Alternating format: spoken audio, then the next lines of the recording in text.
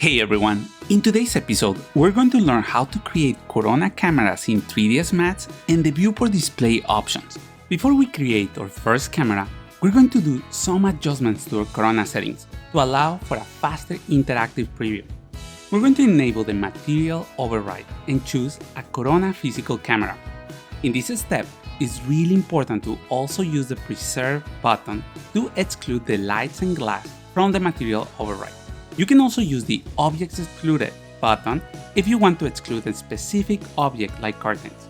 One last thing we can do to reduce the load in our PC is to use the Max Passes option in the Performance tab Interactive section to limit the render passes while using Interactive. I recommend starting with 50 and adjusting this number based on your scene.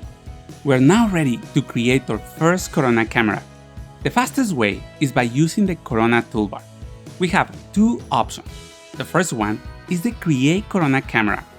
After pressing the button, we can see that the Corona cam is selected in the Create tab Camera section of the command panel. With the Corona cam selected, I recommend using the top view to position the camera. We're going to click and hold the left mouse button to create the camera, and then drag the mouse to position the target. Another option to create a camera, and the one I recommend, is by using the Create Corona Camera from View button. With this, we can create a Corona camera using the active view. For example, I can move my view in the perspective window until I find something I like, and then press the button to create the camera. We can then select any of the cameras by pressing C in our keyboard and check or adjust the position of the camera on any of the views.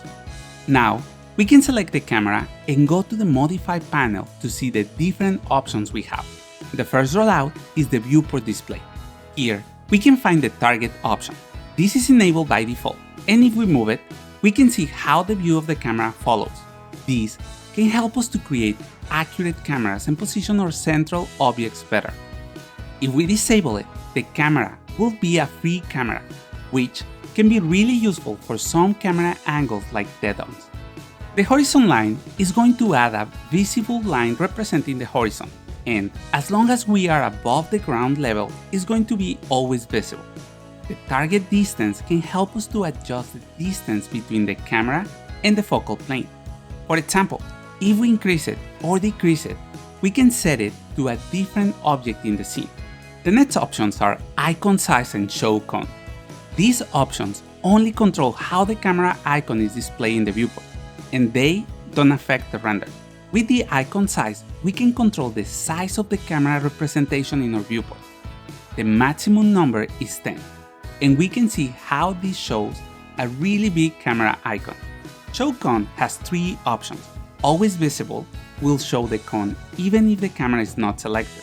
This is something I don't recommend if you have multiple cameras in your scene.